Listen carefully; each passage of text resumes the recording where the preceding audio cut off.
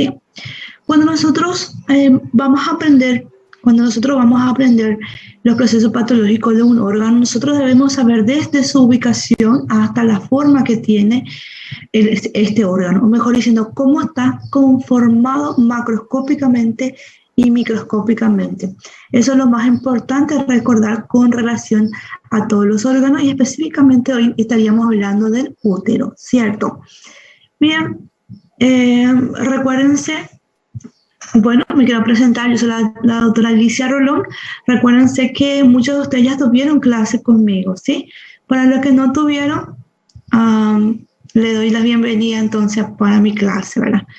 Creo que la mayoría que está hoy presente ya tuvieron clase conmigo, ¿sí o no? Pregunto si la mayoría... Sí, ya. Qué suerte, porque hablo muy rápido, entonces quiero que ustedes me paren un chiquitito si empiezo a hablar muy veloz, ¿está bien? Perfecto. Bien, entonces vamos a empezar con describiendo el órgano en sí. Como nosotros vamos a hablar de útero, nosotros debemos saber las porciones del útero. En primer lugar, con relación a la ubicación. El útero, ¿dónde se encuentra? ¿Quién me puede decir? ¿Dónde se encuentra el útero? ¿En qué cavidad?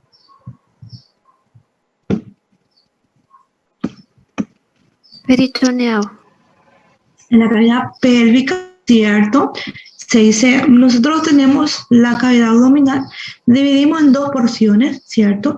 Una porción más interna, más baja, y esa es considerada como la región pélvica en este caso.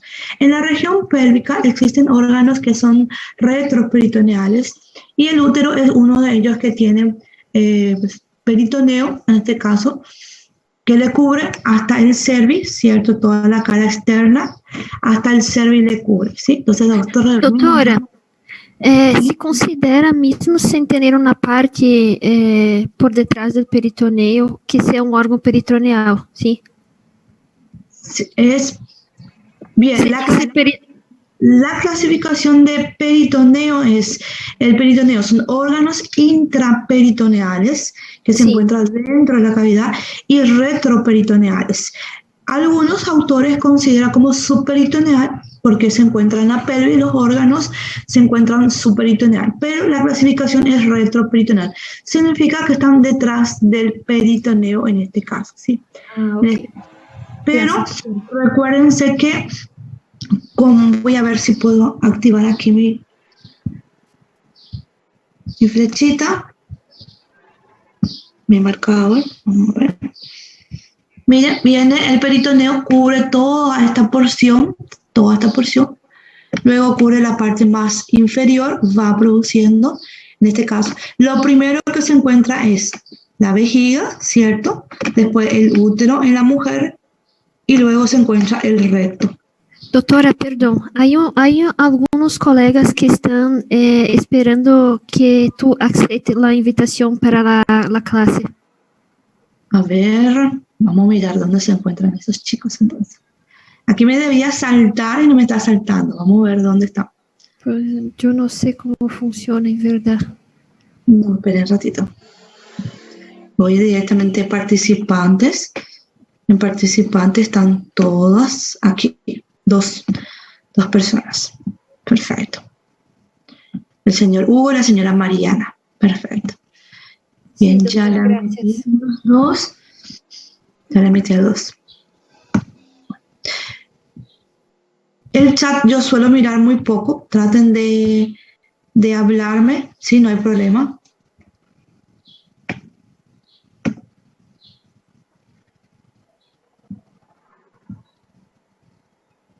Sí. Bien.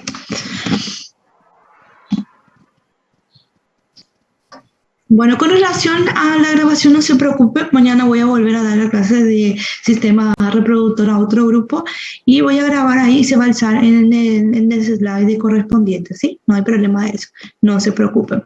Bien, entonces aquí teníamos nuestra vejiga, que está en lo más primerito, donde tenemos el útero en la mujer y el recto.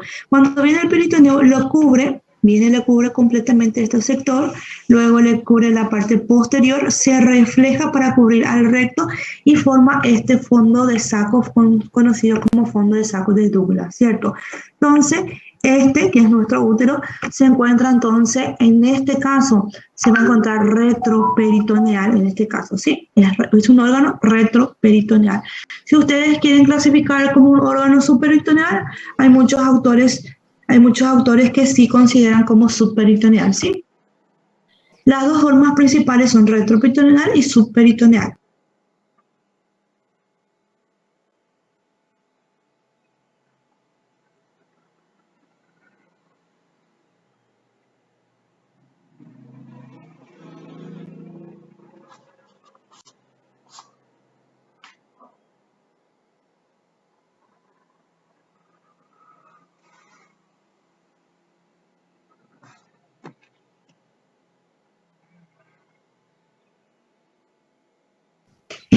Bien, ya le escribí al doctor, me dijo que deberías grabar automáticamente, pero no está grabando. Voy a intentar más una vez tratar de grabar, porque me dijo para que intente otra vez. Un ratito. Le doy en record, la opción grabar. Ahí. Recording.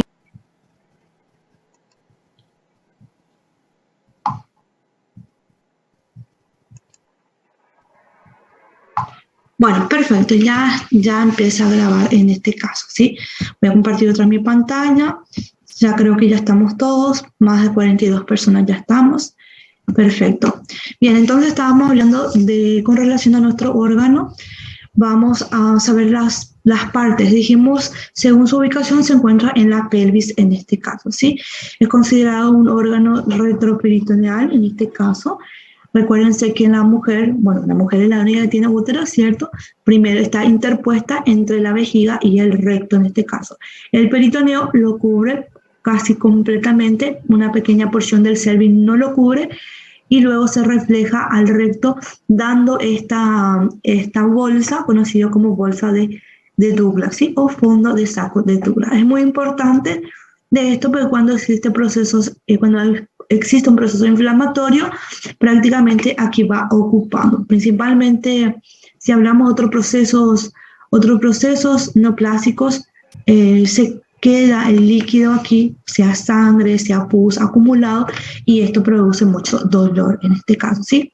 Con relación al útero, el útero ustedes saben que está formado por un cuerpo y un cuello. El cuello es conocido como cervix en este caso, ¿sí?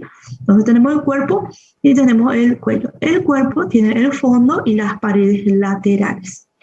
Luego las paredes laterales del útero tienen un ligamento y ese ligamento es conocido como ligamento redondo. Entonces aquí estamos observando al útero, miren toda la parte del fondo, las paredes, en este caso las paredes de nuestro órgano, pared lateral, y de ella nacen prácticamente el ligamento ancho en este caso, ¿sí?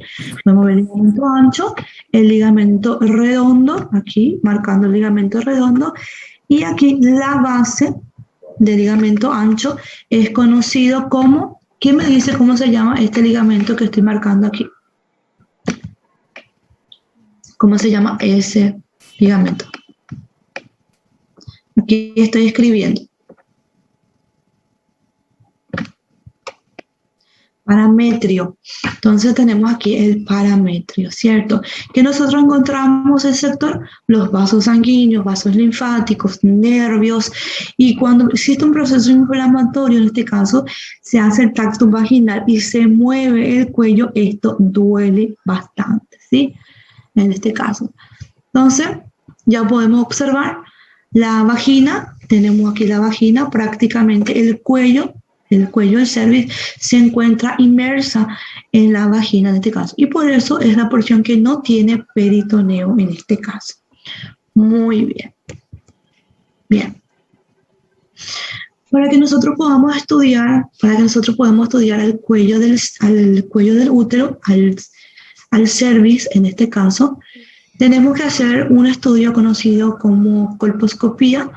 Esa colposcopía podemos sacar una muestra conocida como Papá Nicolau en este caso, ¿cierto?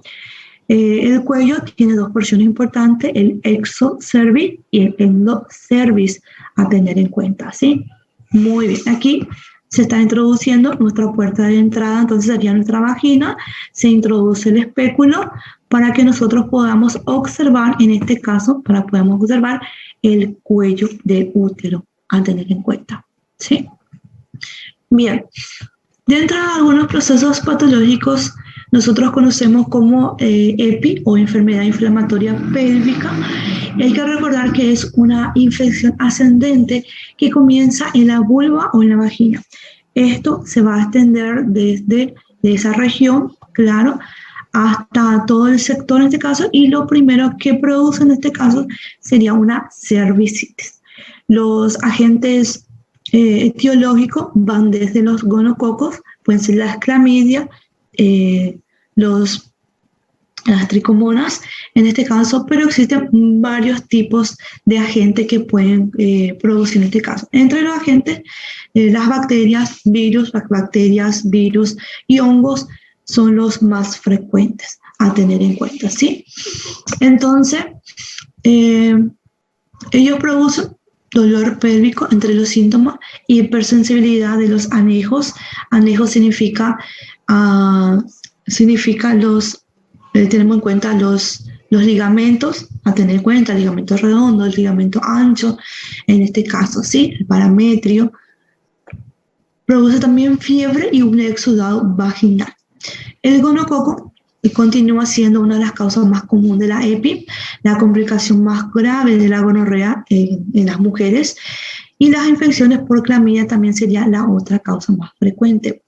Además de estos dos gérmenes, otras causas a tener en cuenta que van a producir abortos espontáneos o inducidos en este caso, induce un parto patológico en este caso, son infecciones por estafilococos, streptococos, bacterias coliformes, Clostridium perfins principalmente.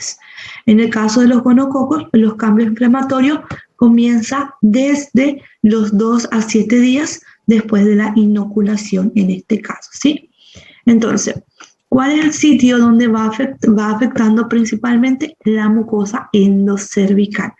Bien, el útero, nosotros dijimos las porciones macros importantes, presenta un cuerpo, un cuello, un istmo, un cuello, luego un fondo y las laterales. Pero realmente, ¿cuál es la composición de adentro para afuera del útero?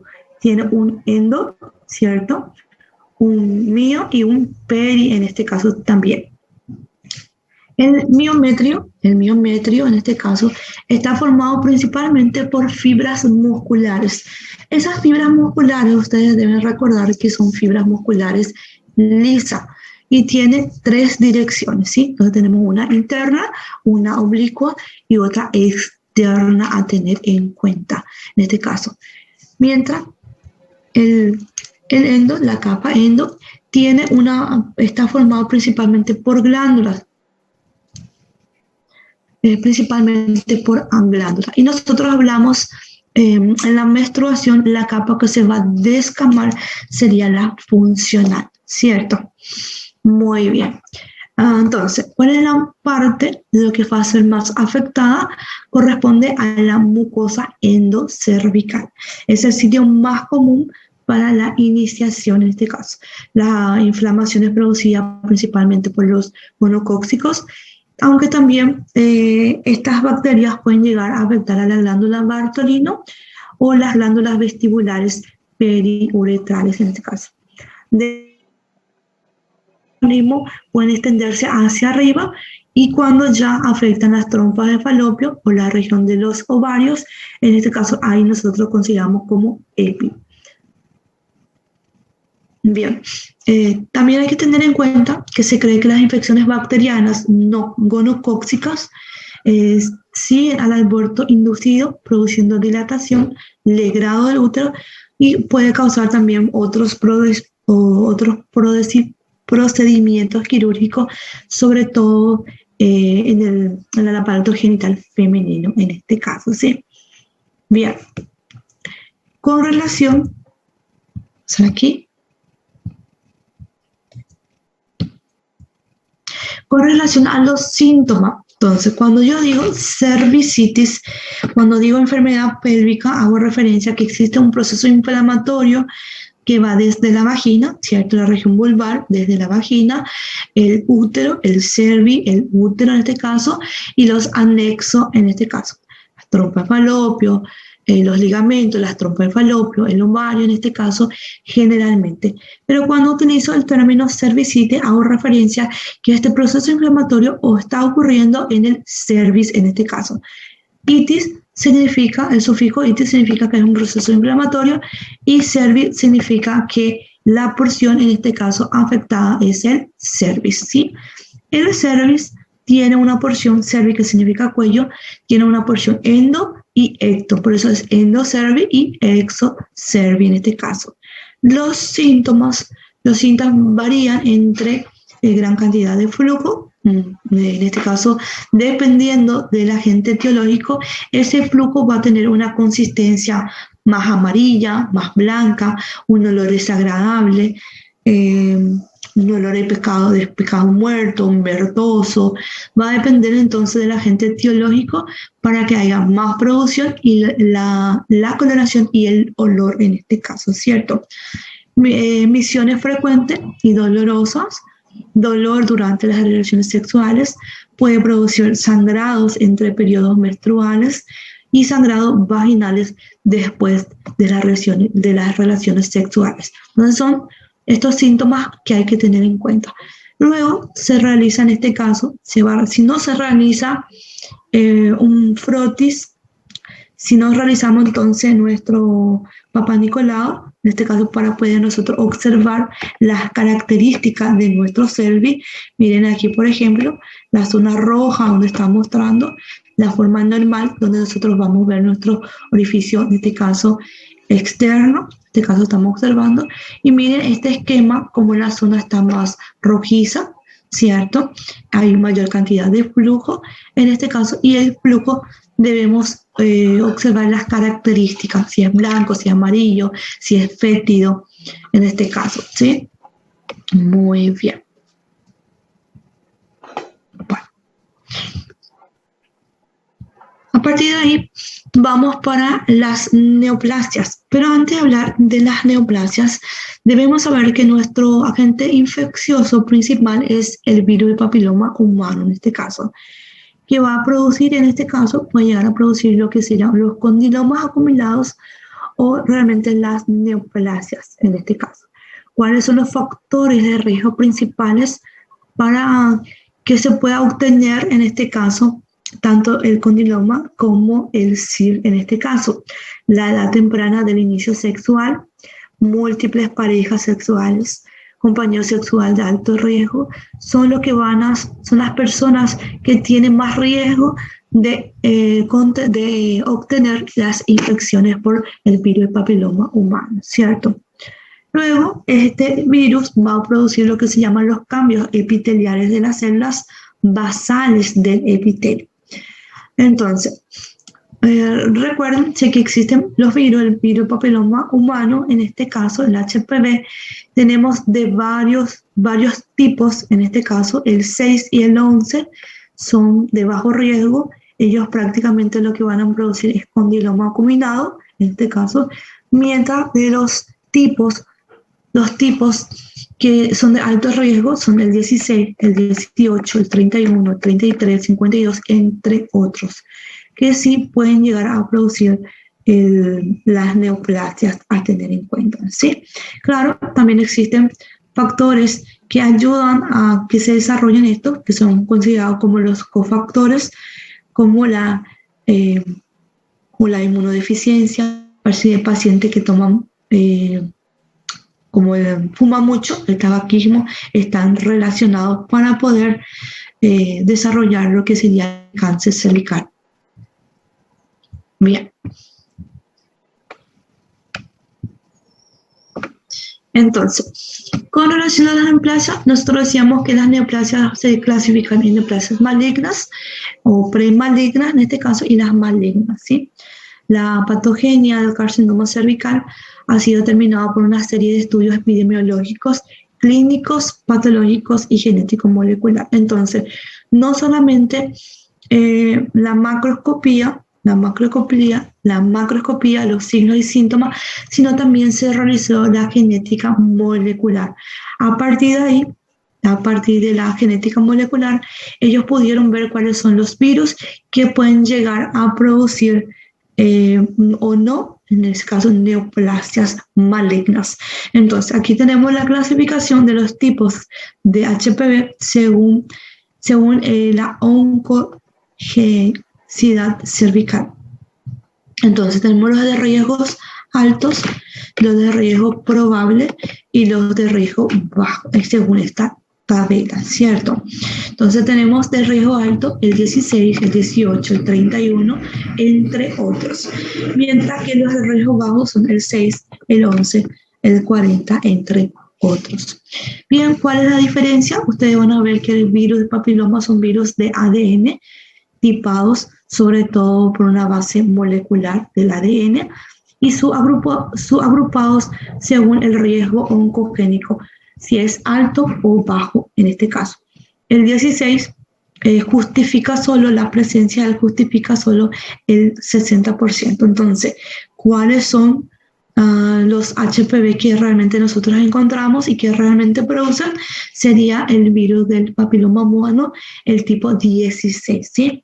Lo que realmente van a producir el cáncer. Pero el 18, el 31, el 32 también en este caso son los que van a producir, pero son los menos frecuentes en este caso. El 18 solamente corresponde a los 10%. Entonces, aquí tenemos esta clasificación a tener en cuenta. Bien, entonces aquí nosotros debemos entender o por lo menos clasificar en dos partes. ¿Cuál es la porción del ectocervix y la porción del endocervix? Aquí nosotros podemos observar que estamos observando el cuello del útero, ¿cierto? El cuello del útero. Le dije que esa porción está inmersa en la vagina, ¿cierto? Dentro de la vagina. Y todo este sector que voy a estar pintando en amarillo, todo ese sector corresponde en este caso a la porción exocervical, ¿sí? Luego, aquí donde estamos en nuestro orificio, en este caso externo, en este caso, corresponde internamente al endocervix.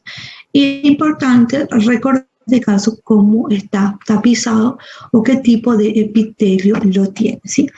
Entonces, aquí ustedes como podemos apreciar, la vagina continúa teniendo un epitelio estratificado plano sin queratina. Miren, toda esta porción, toda la parte externa, el exocervix, tiene también un estratificado plano, en este caso, y luego en la porción del endo, cuando se va introduciendo, en este caso, ese epitelio cambia por un epitelio cilíndrico. Ese inicio o ese límite entre los dos es conocido como unión exocervical, exoendocervical en este caso, ¿sí?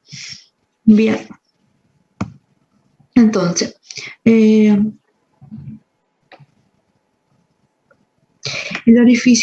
orificio cervical, en este caso, debe ser pequeño. La mayoría de las veces son redondos en una persona nulípara, en este caso. Cuando después de tener el primer hijo, este orificio no queda más así pequeño y redondo, sino tiene forma de una hendidura. Entonces es más aplanadito en este caso, ¿sí? Muy bien. Y aquí para que ustedes puedan observar entonces cómo está formado la porción del ectocervix estratificado plano, en este caso sin queratina. Luego tenemos la unión exoendocervical, que es la zona de transición, en este caso, o zona de transición también conocido como, me repito aquí, unión escamosa columnar. Así también es conocida. Zona de transición, zona de transformación o unión escamosa columnar en este caso, ¿sí? Muy bien. Entonces, posterior a esto, cambia el epitelio y el epitelio sigue siendo cilíndrico. Entonces, tenemos aquí esta pequeña porción corresponde al exocervix. ¿Por qué puedo decir eso? Porque estoy observando que tiene un epitelio estratificado plano sin queratina. Es grueso mi epitelio. Luego, aquí entre los dos corresponde a la unión escamo columnar o la zona de transformación, y posteriormente todas estas pequeñas porciones corresponde a la porción columnar en este caso, ¿sí? También quiero que ustedes aprecien estas glándulas que se encuentran aquí en el cervix. Estas glándulas pertenecen a la porción exocervical, ¿sí? Y ellos también tienen un epitelio, en este caso, tiene las glándulas endocervicales, le pertenecen, y están revestidos por un epitelio cilíndrico en este caso. Estas células cilíndricas producen mucina, entonces prácticamente nosotros observamos una sustancia bien clarita. Bueno, aquí también es importante recordar este sector que estoy marcando aquí. Todo este sector corresponde a la vagina, claro, toda la parte amarilla le corresponde a la vagina. Aquí está un epitelio medio cúbico, pero el epitelio es estratificado plano sin queratina, ¿cierto? Luego tenemos la zona de transformación, en este caso, y luego sí ya tenemos el epitelio cilíndrico a tener en cuenta, ¿sí?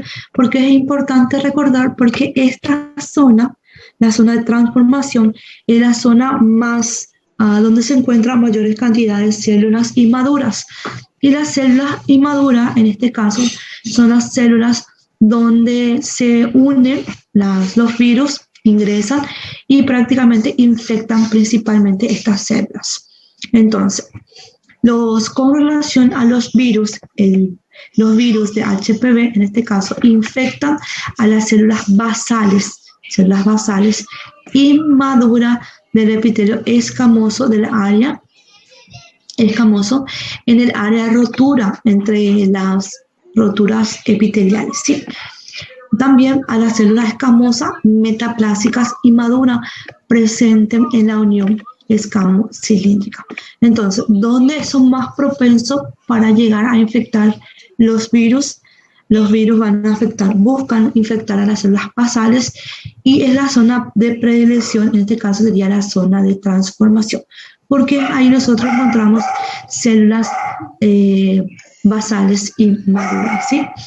Otro detalle, las células, si ya están maduras, en este caso, no son infectadas por el HPV. Entonces, aquí le dejé un ratito, por favor. ¿Yo? Sí, un ratito.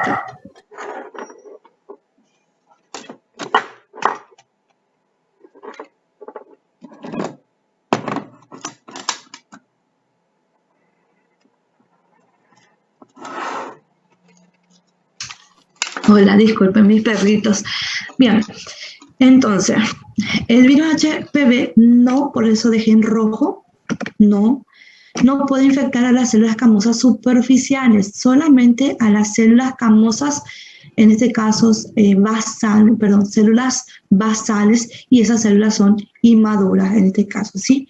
Las células tanto en el ectocervix, en la vagina o en la vulva, va a tener células basales inmaduras.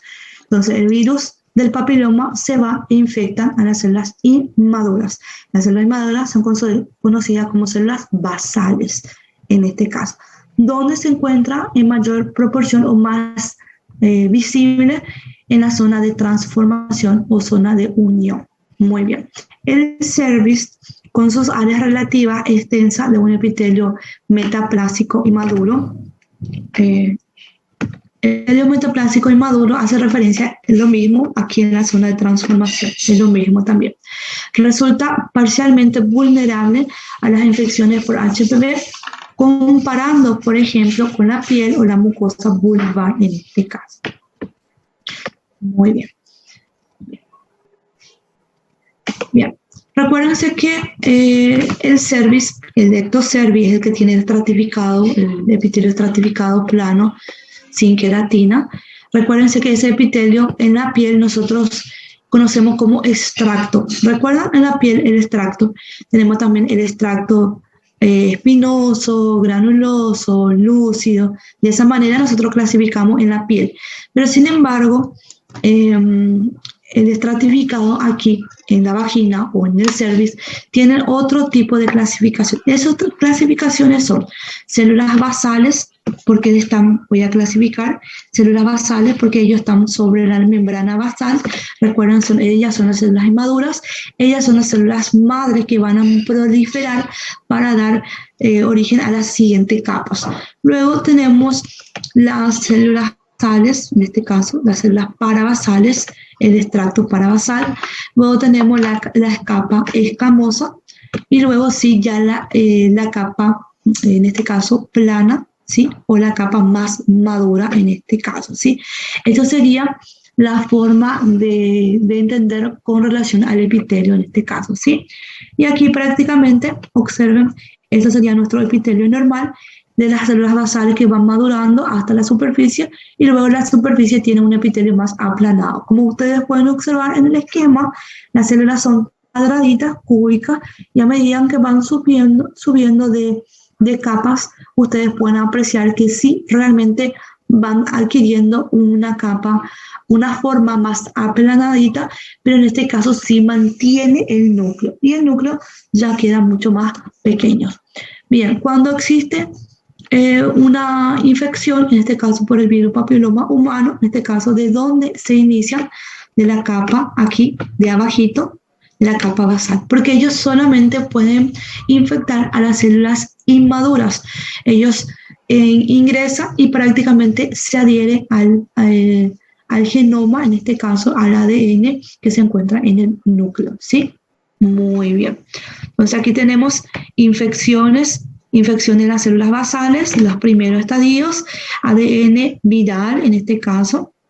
Luego ahí existe la replicación, en esta etapa ya entre las capas 6 y 7 hay una replicación del ADN, luego el ensamblamiento viral y luego las células descaman, pero las células están cargadas de virus en este caso, ¿sí? Dice que aunque el virus solo puede infectar a las células escamosas inmaduras, o células basales, la replicación del virus papiloma o la replicación del virus papiloma humano, el HPV, ocurre en las células escamosas maduras y conduce a un efecto citoplasmático que va a producir atipía. Esa atipía es conocida como coloicítica en este caso, y va a presentar un núcleo más grande, un halo perinuclear en este caso. Entonces, el concepto que quiero que ustedes entiendan es que el HPV infecta a las células inmaduras. Las células inmaduras son células basales. Las células basales son esas células que se descansan sobre la membrana basal.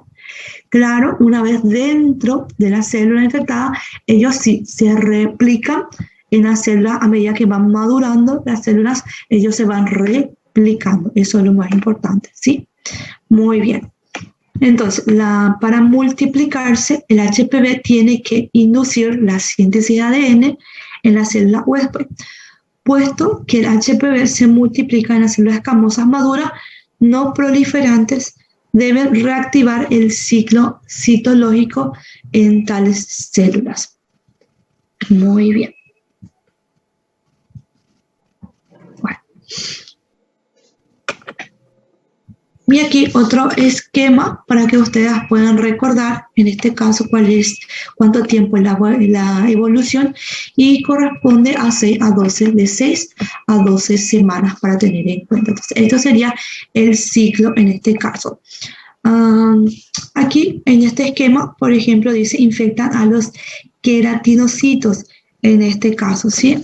Prácticamente este esquema agarré más para explicar en este caso el ciclo, en este caso en los varones, a nivel del pene en este caso, pero podemos utilizar también este esquema, porque lo importante es que las células infectan a las células basales, en este caso a la capa basal, ¿cierto? Hacen 10 copias por células, producen las proteínas 2, 5, 7, van produciendo estas proteínas, y esto prácticamente se van replicando por las células. Luego existe la amplificación del genoma viral. Esto, cuando digo, significa que hay más de 1000 copias de células, y esto ya producen, en este caso, las proteínas 1, 2, 5, 7 en este caso. claro. Posteriormente, estas proteínas ya van siendo ensambladas y ocurre la liberación de los vitriones a tener en cuenta, ¿sí? Muy bien. Bien. Y aquí un ejemplo donde yo puedo apreciar, entonces estoy viendo la parte de mi mucosa, voy a mostrar el epitelio, voy a marcar los sitios, este sería mi tejido epitelial y esto sería mi estroma, Mi tejido epitelial, yo puedo observar que es un estratificado plano sin queratina. Miren que las células iniciales, las células basales, no tienen una forma específica, son más cuboides, pero a medida que ellos van progresando, van pasando de capas, van evolucionando en este caso, o madurando, ya queda una célula más aplanadita con un núcleo central en este caso. Y el núcleo es mucho más pequeño, ¿sí? Entonces, aquí vemos el epitelio escamoso, el epitelio estratificado plano sin queratina o escamoso no queratinizante de la cerviz normal. Las células escamosas maduran, como va madurando, desde la base de la región basal hasta la superficie en este caso, ¿sí? Muy bien. Y aquí prácticamente vamos a observar, podemos diferenciar todo este sector corresponde a mi epitelio y aquí a mi estroma, en este caso, ¿sí? A mi estroma. En el epitelio tengo que observar entonces, tengo que acercar más para ver las características de mi célula, pero sin embargo aquí me parece que tiene más espacios blanquecinos. Entonces, cuando se modifica una célula, en este caso la célula tiene un núcleo, en este caso central, es más redondito y tiene un halo blanquecino. Ese cambio es conocido como cambio coloicítico en este caso. Entonces se realiza una biopsia cervical, se puede observar el epitelio escamoso que está aumentado de grosor, las células van a tener un aspecto más vacuolado, parece más hinchado en este caso, y esto nosotros conocemos como cambios coloicíticos, ¿sí? En este caso. Bien, aquí hace referencia a cuáles son los subtipos o los tipos de alto riesgo y de bajo riesgo. De alto riesgo principalmente eran el 16 y 18, mientras tanto los otros son de riesgo bajo. Bien, entonces tenemos aquí prácticamente, voy retirando una pequeña porción, desde lejos veo que están mucho más engrosados, ¿cierto? La capa es mucho más engrosada, la célula me parece un aspecto más blanquecino, parece que está vacuolado en este caso, y claro que yo tengo que cortar, voy cortando esto y voy acercando, ¿para qué? Para poder ver las características. Entonces paso a mi objetivo 4, a mi objetivo 40 para poder observar. Entonces aquí mi célula, ya en este caso es más redonda, el núcleo central, y tiene este halo peri en este caso, ¿sí? Si es que dudo todavía que está infectada si es que tengo duda con relación que está infectada en este caso o no me parece un coloicito, ¿qué tengo que hacer? Voy a hacer una coloración especial. Entonces la coloración especial prácticamente me marca entonces a los virus en este caso, ¿sí? Al ADN, van marcando el ADN en este caso. Miren aquí, voy a marcar esta, que esta me parece la más llamativa en este caso, donde ustedes pueden apreciar en este caso el núcleo donde se encuentra la mayor proporción del virus en este caso, ¿sí? Entonces, un momento. ¡Ay, cachorro! Sí, mis perritos, pobrecita, ¿no? Bien. Ya le dije ya para que no ladre más, pero no me hacen caso. Seguimos. Ese para entretenerlo un chiquitito, para despertarle. Bien, ahora, ¿recuerdan cuando nosotros hablamos de metaplasia? La metaplasia era el cambio o la sustitución de una célula madura por otro en este caso, ¿sí?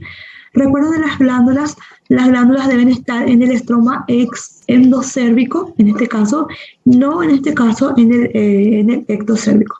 Entonces, glándulas encontramos en mayor proporción en la endocerviz, ¿cierto? ¿Qué estoy observando aquí? Estoy observando la glándula en mi estroma, bien. ¿Cómo debe ser el epitelio de mis glándulas. El epitelio de mi glándula tiene que ser un cilíndrico, un tipo columnar. Pueden usar los dos pronombres, pueden usar, si quieren decir columnar, no hay problema, pueden decir columnar. Si quieren decir cilíndrico, no hay problema, cilíndrico en este caso. Entonces, aquí yo estoy observando la glándula endocervicales, porque ahí lo que tenemos las glándulas en el estromo. El epitelio normal debe ser un epitelio cilíndrico, Esta porción todavía es cilíndrico, pero se dan cuenta que empieza a engrosar en este caso.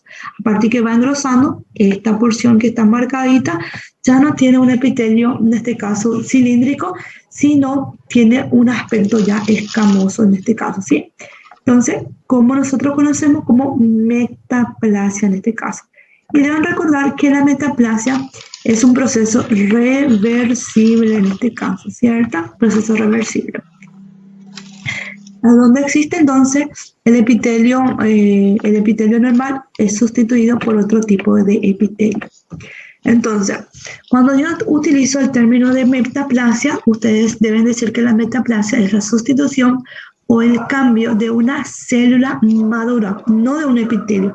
Aquí, específicamente, como está hablando de la glándula, hace referencia a que es la sustitución de un epitelio por otro, en este caso. Pero recuérdense que la metaplasia puede ser de tejido epitelial y también del tejido mesenquimal en este caso, ¿sí? ¿Quién me puede decir un ejemplo del tejido mesenquimal o del tejido conjuntivo? ¿Quién me puede hacer recordar? ¿Quién se recuerda? ¿Puedes repetir la pregunta, doctora? Sí. El término metaplasia se refiere que existe una sustitución de una célula madura por otro. ¿Cuáles son los ejemplos cuando digo ejemplo de una metaplasia tipo epitelial? Aquí tenemos entonces la metaplasia de las glándulas endocervicales. Ese es un ejemplo. Ahora pregunto, ¿cuál es un ejemplo de una metaplasia del tejido conjuntivo? Un ejemplo clásico. Miositis ossificante. Ya escucharon el término miositis ossificante, ¿cierto? Donde la sangre se convierte en hueso. Bueno, van a volver a recordar la parte de metaplasia, van a leer otra vez. Esa sería la respuesta. Bueno, esta metaplasia, si no se resuelve, si el agente etiológico sigue estando presente, entonces esta metaplasia se puede convertir en una displasia. Esa displasia puede pasar de una displasia leve a moderada y de una moderada a una severa. Y la moderada y severa ya es, en este caso, irreversible. Pero claro, en el útero, en este caso, existen nuevas clasificaciones, pero aquí le traje entonces un esquema para poder recordar. Desde los años 50 al 69 se consideraban estas lesiones precursoras como leve, displasia moderada, displasia severa, y a partir de ahí nosotros hablamos de carcinoma in situ. Esas células malignas, mientras descansaban sobre la membrana basal, era carcinoma in situ en esos años. Posteriormente, de los 70 al 89, se cambió ese término como SIN 1, SIN 2, SIN 3. Entonces, cervical intraepitelial en este caso.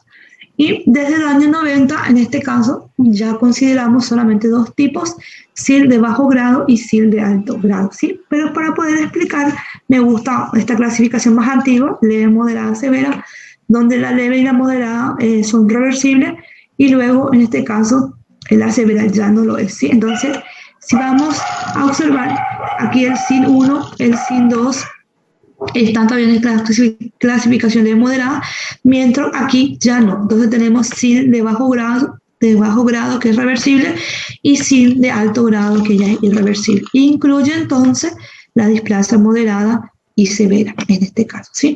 En este caso. ¿Qué significa SIL? Significa neoplasia cervical epitelial de bajo grado o neoplasia de alto grado en este caso, ¿sí? Muy bien. Bien. Según los cambios morfológicos, ustedes tienen en cuenta el epitelio en este caso. Entonces, los cambios epiteliales cervicales incluyen el término sin en este cambio, que existen los cambios. Como le dije, la displasia, la forma que me gusta más explicar sería de forma de displasia leve, moderada, severa, aunque es la más antigua en este caso, ¿cierto? Bien, entonces la displasia leve, conocida, llamada como sin un, es lo que van a producir los condilomas planos. La lesión se caracteriza por los cambios coloicíticos. ¿Qué significa cambios coloicíticos? Que nuestra célula escamosa en este caso, ya tiene un aspecto más vacuolado. Más rápidamente nosotros vemos como cambios vacuolados. Si nos acercamos más, vamos a ver que tiene un núcleo central, es más redondito en este caso, y tiene un halo nuclear en este caso, ¿sí? Donde nosotros observamos en las capas superficiales de epitelio. Pero para que ocurra este cambio, debe estas células estar infectadas ¿por quién? Por el virus del papiloma humano. ¿Y en qué célula se introduce? Se introduce en las células inmaduras, donde es el sitio que puede realmente más rápido encontrar libre en la transición o en la unión escamosa cilíndrica o en la transición, zona de transición, ¿cierto? Muy bien. Entonces, los cambios coloicíticos. La coloicitosis significa que estoy viendo muchas células, como podrán recordar de la exposición previa de los condinomas acuminados, se pone en la hiperplasia y angulación nuclear. Existe una vacuolización perinuclear produciendo los efectos citoplasmáticos del HPV. En el SIN2 la displasia es más intensa, entonces una displasia intensa, con retraso a la maduración de los queratinocitos o del epitelio escamoso. Se asocian algunas variantes desde el tamaño hasta el núcleo. Existen cambios del nucleolo, hay mitosis en la región basal principalmente, inclusive hasta el tercio medio, la capa superficial, de algunos podemos diferenciar y otros no. Mientras que en el tipo 3, en este caso, todas las capas ya están por los coloicitos. Entonces, todas las capas ya se formaron los cambios coloicíticos en este caso. Entonces, marcado por una variación incluso mayor del tamaño de la célula, también del núcleo, orientación desordenada de la célula, mitosis. Esas mitosis pueden ser normales o anormales. Entonces, las mitosis, recuérdense que decíamos típicas y atípicas. Y las atípicas eran tripolar, multipolar o las aberrantes en este caso, ¿sí? Muy bien. Y prácticamente el epitelio se caracteriza por la falta de maduración. Prácticamente nosotros no encontramos más células maduras en este caso. Entonces, todo lo que había leído, acá nosotros vamos a tratar de poder observar en este caso, ¿sí? Bien, entonces aquí estoy observando, puedo marcar aquí mi membrana basal, también aquí voy a marcar mi membrana basal, la membrana basal y la membrana basal. ¿Para qué estoy marcando mi membrana basal? Para poder diferenciar mi epitelio y mi estroma en este caso. Perfecto. Con relación al primero, ustedes pueden observar que las primeras capas son células normales, son más cúbicas en este caso, el epitelio, y sin embargo ellos van madurando, a medida que van madurando la última capa, la escamosa, es más aplanadita. Recuérdense que es mucho más aplanadita en este caso, son células planas, pero no pierden su núcleo en este caso, ¿sí? Por eso no forman queratina en este caso. Sin embargo, en el SIN1, en este caso, ¿dónde yo voy a encontrar los coloicitos?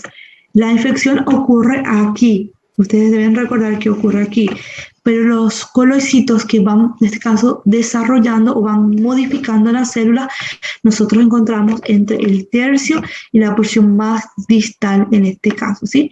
Entonces, más superficiales, aquí donde estoy marcando, aquí vemos estas características. Entre algunas están maduras y otros tienen, entonces, esta formación de coloicitos en este caso.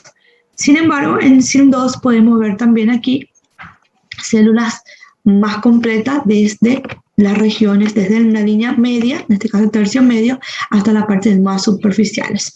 Y sin embargo, en el SIN3, miren aquí, yo no puedo más diferenciar mis células, ya son totalmente células anaplásicas. Entonces, aquí las células, en este caso escamoso, para que yo pueda comparar. En el SIN1 existe conatipía coloicítica. El SIN2, conatipía progresiva en todas las capas ya empiezan a ser. Y prácticamente el SIN3, como le dije, atipía difusa y pérdida de la maduración de todas las capas. Bien, entonces en esta muestra, aquí ya está marcado ya para que ustedes puedan diferenciar el epitelio del estroma, y aquí voy a marcar una célula. Esta es mi coloicito, esta es mi otro coloicito, esto también. Entonces mi núcleo central parece que tiene un halo perinuclear en este caso, ¿sí? Estas son las células. Entre tanto, las otras que están al lado, algunas son células maduras en este caso, ¿sí?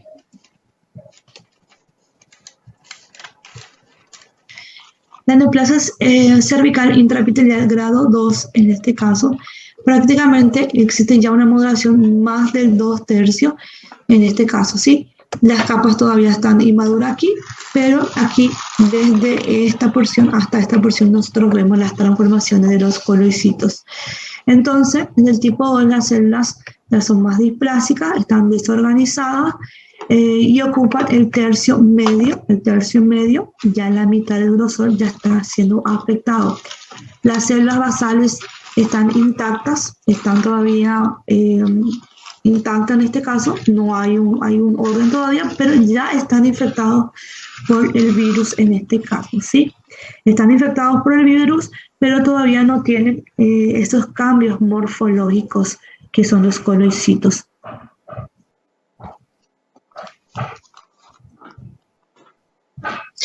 Y aquí prácticamente marcamos dos sectores, zona 1, voy a marcar zona 1 y zona 2 en este caso. Si miro rápidamente, esto es un corte histológico a nivel del cervix, en este caso rápidamente, nosotros podemos observar que en el tipo 1, esto es ectocervix, en este caso, miren ustedes el estratificado, en este caso, pueden observar que aquí las células están totalmente maduras, son células inmaduras y luego van ascendiendo y van madurando, ¿sí? Entonces, tiene un orden y a medida que crecen organizadamente y madurando en este caso. Sin embargo, en este caso, la zona 2, ustedes pueden observar que todo el grosor ya está siendo afectado. Que rápidamente me llama la atención el hipercromatismo en este caso, ¿sí? También, si voy a apreciar las células, ya puedo ver que ya está más desorganizada en este caso, ¿sí? Entonces, ¿qué voy a tener en cuenta? Voy a tener en cuenta entonces los cambios morfológicos, en este caso, para que yo pueda hacer displasias, el hipercromatismo y la organización de las células a tener en cuenta. Bien, y aquí un esquema de una forma normal, en este caso, de nuestra maduración de nuestras células. Miren aquí, esto sería un esquema donde ustedes pueden apreciar. A partir de aquí tenemos las células basales. Las células basales van madurando a medida que van creciendo, van pasando de capa en capa. La capa más superficial, en este caso, adquiere una forma más aplanadita, el núcleo es más aplanadita, observando, y el núcleo es pequeño en este caso, ¿sí? No se pierde el núcleo, con la piel sí hay una pérdida del núcleo, sin embargo aquí no se pierde. La maduración de las células son muy importantes porque nosotros realmente cuando hacemos el Papá Nicolau sacamos una muestra del epitelio para poder observar las características de las células. Entonces las células van a ser más grandes. Cuando nosotros observamos nuestra lámina son más aplanaditas, pero cuando ellas están sueltas son más grandes, vamos a decir poligonales, y presenta un núcleo, en este caso, pequeño. Entonces tenemos aquí tengo la imagen A, donde ustedes pueden observar las células escamadas. Tenemos las células basales. Las células basales producen más basofilia. Las células superficiales son más eosinofilias, en este caso, en su mayoría, aunque ellos pueden tener la misma coloración, pueden tener afinidades tanto por la hematocilina como de la eosina. Bien, pero aquí, para que sea más didáctico, vamos a decir que las células azules son las células basales y las células rosadas van a ser las células superficiales en este caso, ¿sí? Entonces, con la coloración del Papá Nicolau. Entonces, la colposcopía es un proceso, es un procedimiento, en este caso un procedimiento donde yo quiero observar el cuello de mi útero y quiero retirar una muestra. Esa muestra quiero retirar tanto del endocervix como del ectocervix en este caso, ¿sí? Como ustedes pueden apreciar aquí, miren las células como son más cuadraditas, más poligonales, por decir, y el núcleo es más pequeño en este caso, ¿sí? La tinción citoplasmática de las células superficiales pueden ser tanto de una coloración rojo o azul en este caso, ¿sí? Las células escamosas superficiales normalmente oleadas en este caso. Luego, la imagen B, en este caso, muestran SIN1, en este caso, en la imagen que existen cambios, en este caso morfológicos. El SIN2 sería la imagen C y el SIN-D. El SIN3 sería la imagen D en este caso, ¿cierto? Muy bien. El SIN3 ya es nuestra célula neoplásica en este caso, ¿sí? Entonces, como nosotros habíamos clasificado entonces como displasia leve, moderada, severa. Entonces, esos cambios morfológicos van a variar. Y el término coloicitosis, hacemos referencia al cambio que va a producir las células, el virus de HPV dentro de las células, ¿sí? Muy bien. Entonces tenemos aquí, de una forma más rápida, podemos ver que si yo marco esta célula, vamos a ver la que se puede ver mejor. Bueno, voy a marcar esta célula como única. Piense que es una única célula y tiene un solo núcleo bien grande. Y luego voy a marcar esta célula. Esto voy a colocar número 1 y a esta más grande voy a colocar número 2. Y si pregunto, ¿cuál es la célula que tiene atipía o tiene displasia? ¿Cuál va a ser? ¿La número 1 o la número 2? ¿Cuál es la célula que está con atipía? ¿Qué me puede decir? El 2. El 2. El 2 es la que está atípica. Por eso deben saber la histología de la célula en este caso, ¿sí? Cuando más atipía tiene, nosotros ahí nos recordamos que son células anaplásicas en este caso, ¿sí? Entonces, las displasias, las lesiones displásicas se clasifican en 3 tipos de grado: grado 1, grado 2, grado 3 en este caso, ¿sí? Algunos libros utilizan todavía esa forma.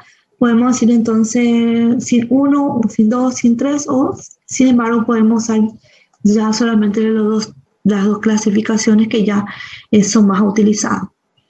Bueno, entonces aquí ya voy a buscar la que tiene más atipía celular, es nuestra célula carcinoma, es nuestro carcinoma en este caso, ¿sí?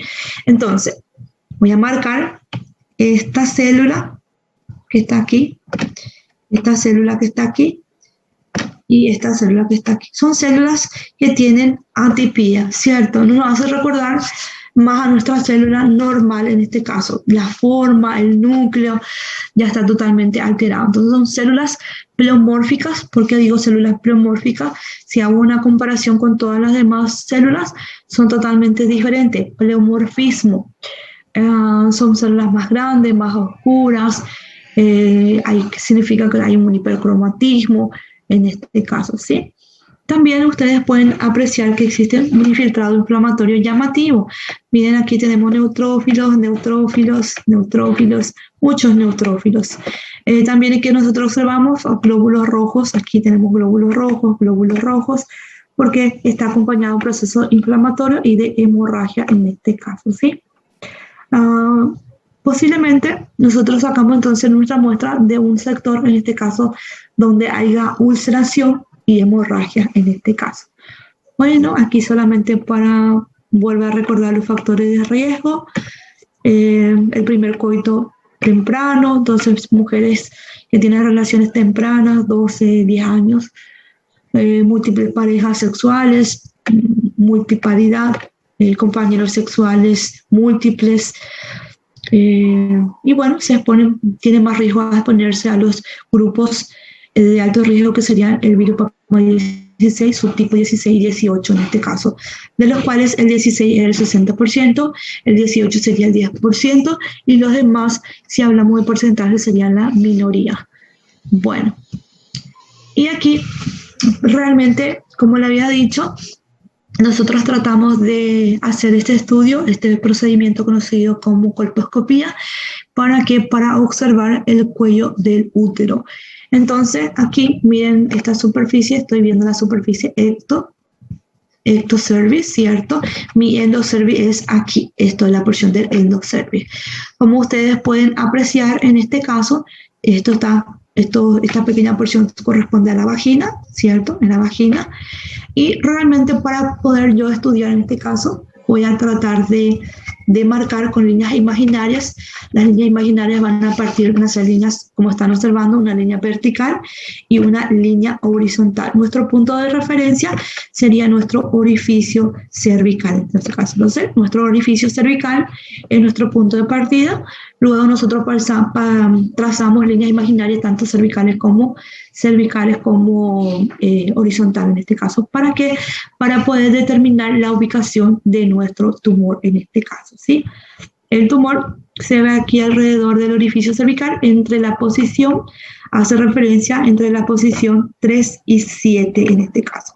Entonces, aquí voy a colocar, aquí le puse un relojcito para poder, nuestra guía en este caso, aquí pongo el número 12, aquí pongo el 6, aquí pongo el 3, aquí pongo el 9, nuestra guía, y realmente entonces en las posiciones 12 y 3 está normal, ¿cierto?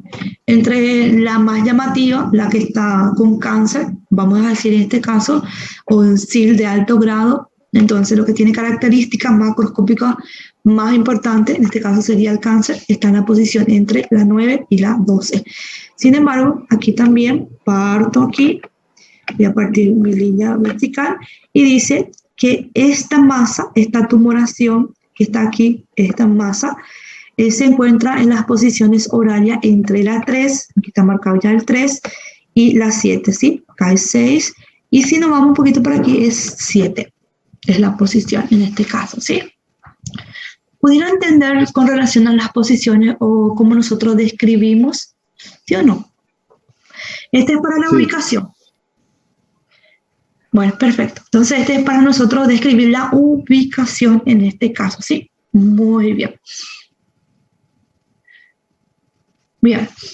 Cuando nosotros retiramos, entonces, nuestra muestra, nosotros buscamos, en este caso, atipia celular. Y esa atipia va a hacer los cambios morfológicos desde una displasia leve a una displasia severa en este caso. Cuando nosotros ya conocemos como carcinoma de células escamosas. Miren aquí, las células en este caso pueden estar de dos formas, pueden estar en forma de lengüetas o pueden estar en forma de nido en este caso, ¿sí? Miren aquí, como ustedes ven que está mucho más prolongada, esto sería nuestra exposición. El epitelio debe estar, o las células neoplásicas, mientras que estén sobre la membrana basal, tiene que ser in situ, pero sin embargo yo puedo apreciar nidos de células que se encuentran a nivel del estroma, ¿sí? Hay infiltrado inflamatorio que llama mucho la atención y las células en este caso están aquí, ¿sí?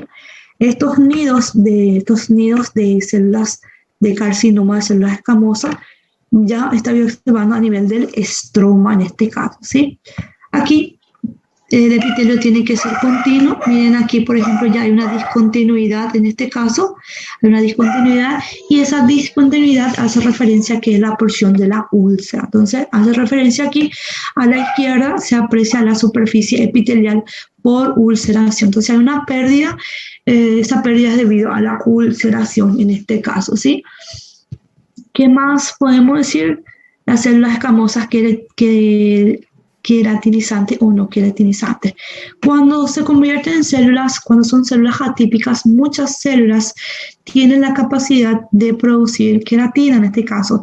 Cuando ellos producen esa queratina, aunque son raros, que tenemos adenocarcinomas del cervix, son un poco frecuentes, cuando se produce queratina son conocidos como células queratinizadas o con formación de los globos córneos. Vamos a ver si tenemos aquí tenemos una imagen. Y estos serían los globos córneos, también conocidos como perla de queratina, también conocidos como, podemos decirle varios nombres en este caso. Bien, ¿en qué consiste? Entonces consiste que nuestras células de aquí, escaparon de la membrana basal, las células neoplásticas, van formando. Sin embargo, aquí yo solamente estoy viendo que están agrupadas en nidos las células neoplásticas, pero algunos pueden tener la capacidad de producir queratina. Entonces, aquí estoy viendo mi nido, ¿cierto? Mis células neoplásticas en nidos, en este caso, pero ¿qué producen? Están produciendo queratina. La queratina se encierra aquí y estos son conocidos como globos córneos, perla de queratina o simplemente queratinización, ¿sí? Entonces, los carcinomas de células escamosas a gran aumento se observan los nidos de células neoplásticas que invaden el estroma, están en el estroma, ¿cierto? También llama la atención el filtrado inflamatorio. Y yo puedo diferenciar porque existen las perlas de queratina en este caso. Entonces aquí, en esta estructura marco las perlas de queratina, pero todos los rosados serían nuestras perlas de queratina, ¿sí? En los nidos de las células tumorales. Pero sin embargo, la mayoría de las células escamosas cervicales no son queratinizantes, ¿sí? Algunos no tienen la capacidad, pero cuando tienen esta formación de perla de queratina, rápidamente nosotros decimos carcinoma de células escamosas, ¿sí? Es una característica típica. Bien, claro. Macroscópicamente que yo estoy esperando, aquí estoy teniendo el útero, estoy observando mi útero, esto sería mi, y aquí esto sería mi masa, mi tumoración en este caso, ¿cierto? Entonces, se trata de un carcinoma de célula escamosa del cervix de gran tamaño, está avanzado, se ha extirpado con la vagina, en este caso. Se realizó una histerectomía total. Cuando yo digo histerectomía significa que el útero se ha retirado por completo, cuando dice total. Y también presenta salpingo o forectomía bilateral. Entonces se retira también tanto las trompas como el ovario en este caso, ¿sí? Bien. Aquí, bueno. Lo principal, a nivel del cervix, si esto es el cuello, esto es el istmo, esto es mi cervix, el cuello. ¿Qué yo estoy observando? Estoy observando una masa, miren esta masa cómo es, esta tumoración en este caso, tiene bordes irregulares y puedo observar que existen ulceraciones, necrosis, y por qué no hemorragia en ese sitio, ¿cierto? Muy bien. Hasta aquí. Muy bien. Preguntas con relación.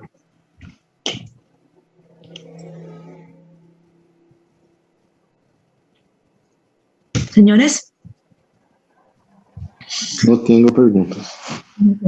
Muy obrigada. Bien. Estamos bien entonces. Preguntas, voy a preguntar entonces. Entonces, no está de todo mal hablar de la clasificación, como le dije. Los términos autorizados son estos dos, ¿no? Si el de bajo grado y si el de alto grado. Esos serían los términos que nosotros debemos ya conocer. Pero no está mal hablar de displasia leve, moderada, severa, in situ, o decir 1, sin 2, sin 3, ¿sí? Solamente así de forma más práctica para explicar es mucho mejor hablar de displasia leve, moderada, porque así nosotros podemos ver los cambios morfológicos, la atipia celular. Pero también quiero que ustedes se recuerden que para que ocurran estos cambios, que esta célula debe estar infectada. ¿Por qué? Por el virus papiloma humano, en este caso. Cuando está infectada esta célula, a medida que va madurando la célula y tiene el virus en su genoma, ellos van produciendo cambios conocidos como coloicitosis en este caso. Ese cambio prácticamente trae que la célula, que tiene que ser ya más aplanadita a medida que va madurando, en este caso, histológicamente viendo, descamado, tiene una forma totalmente diferente, pero sí nosotros histológicamente en el plano podemos ver que son más redonditas y el núcleo está central y presenta un halo. Muy bien.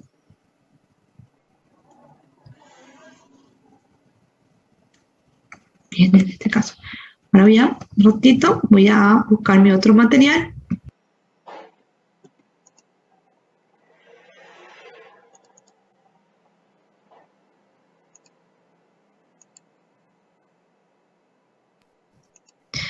Si quieren ir al baño, 5 minutitos mientras que busco.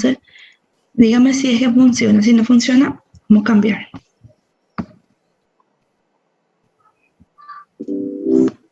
Que se necesita para realizar la citología cervicouterina. ¿Se escucha el video? Sí. Perfecto. Vamos a ver entonces el videito.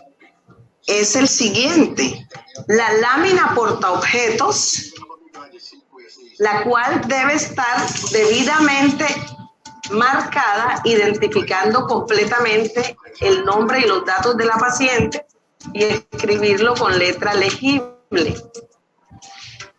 La espátula para la toma de la muestra del exocervix, el escobillón para la toma de la muestra en el endocervix, los guantes y el espéculo.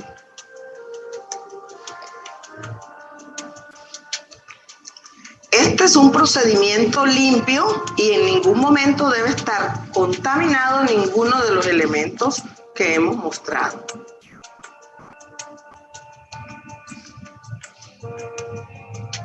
Es muy importante tener en cuenta que el espéculo esté cerrado completamente y lo vamos a colocar de manera vertical para que vaya acorde con la anatomía de la mujer. Una vez que se ha introducido, lo giramos, es decir, le damos vuelta y lo colocamos hacia abajo, porque de esta manera vamos a garantizar que vamos a encontrar el cuello del útero. Una vez que ya se introdujo el espéculo, procedemos a abrirlo. Y una vez abierto, debe asegurarse el espéculo, mire, para evitar algún traumatismo en la paciente y que no podamos tener el cuello a la vista. Siempre debe tenerse el espéculo sujetado con una de las dos manos mientras vamos a tomar la muestra. Entonces ahora procedemos a la toma de la muestra.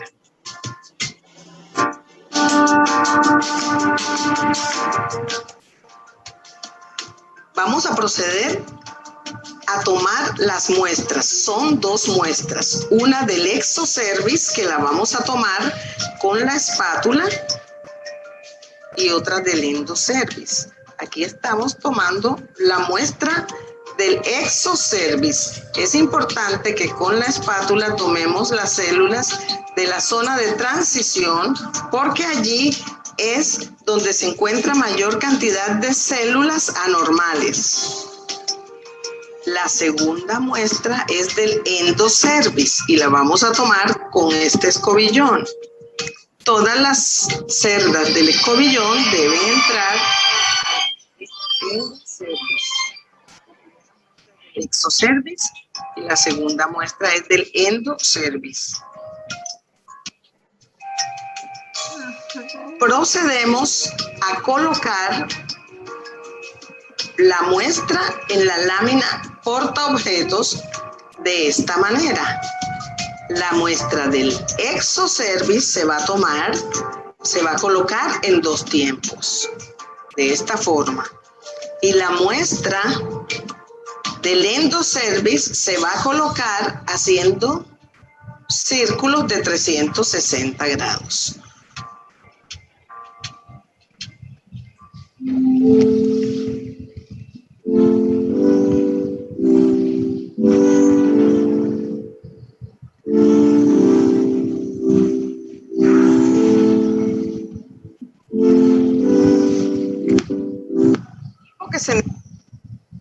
Bien.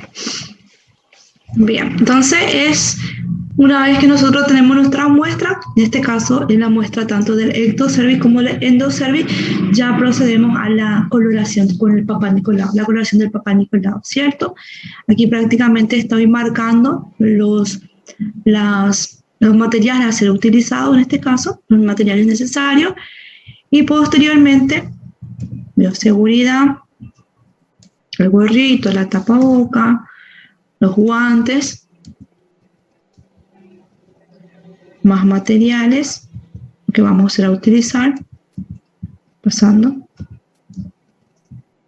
Esto va pasando por tiempos, creo que la mayoría de los alumnos ya hicieron este procedimiento, con el doctor en este caso, ya hicieron este procedimiento, pero es cuestión de recordar nomás los procedimientos. La finalidad de esto es para que ustedes sepan que este procedimiento, en este caso, que es un procedimiento conocido como con la colposcopía, es para llegar a tener también la obtención de la muestra. Y la muestra, en este caso, nosotros conocemos como Papá Nicolau, ¿sí? Esta biopsia, en este caso, ¿sí? Posteriormente, lo que nosotros queremos es diferenciar entonces las células, en este caso, células normales o células anormales, en este caso. Entonces, de forma didáctica, podemos decir que las basales se tiñen más, tienen mayor afinidad al basófilo, mayor afinidad al colorante, en este caso de hematocilina, mientras el otro a la eosina. Entonces, tenemos las células superficiales. Y aquí ustedes pueden observar entonces el infiltrado inflamatorio que llama mucho la atención. Bueno, a mayor aumento, nosotros podemos observar, si vamos a ver las características en este caso, tenemos células que realmente están modificadas, de las cuales tenemos en este caso. Estas células que están aquí son células normales, miren los núcleos, la forma. Sin embargo, estas células que están aquí ya vemos que ya tienen una pequeña cantidad de atipía celular, ¿sí? Entonces, ¿qué buscamos? Buscamos atipía celular.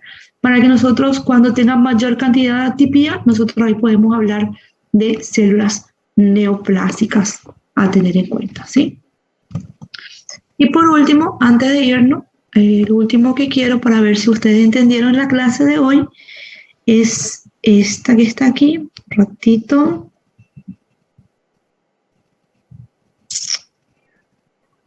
Todavía no abrí mi clase. Deme un minuto.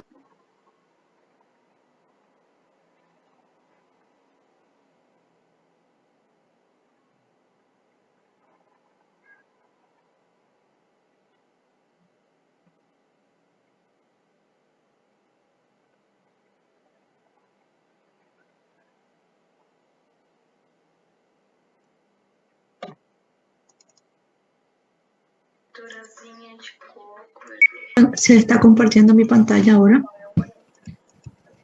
Sí, doctora. Sí, doctora, sí, estás. Muy bien. Perfecto. Vamos a hacer este simulado para ver si pudimos captar algo por lo menos de la explicación de hoy, ¿sí? Muy bien. Simulado de patologías del útero. Bien.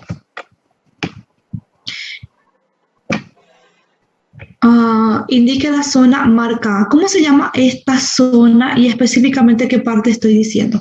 ¿Cómo se llama esta zona? ¿Quién se recuerda de la zona?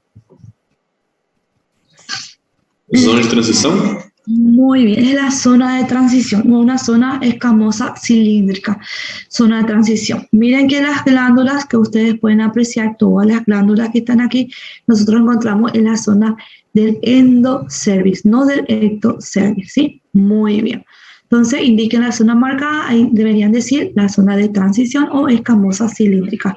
Ahí, específicamente ahí, las células basales son más superficiales, ¿cierto?